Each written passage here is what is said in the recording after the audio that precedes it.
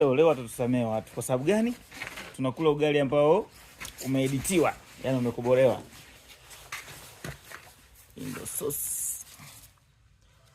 Mahindi ya kienyeji hapa, ndio vigunzi vyake hivi hapa. Ndio siri ya mafanikio.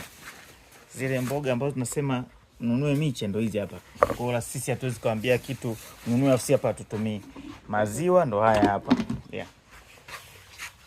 Wanasema wenye wakichelewa kula chakula watakula miche.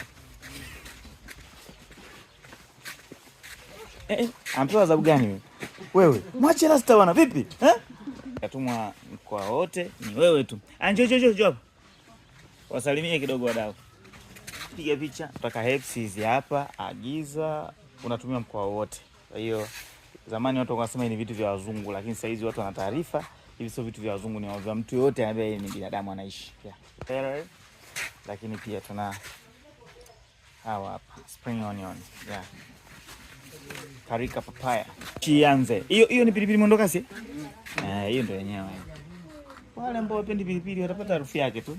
Sio mbaya.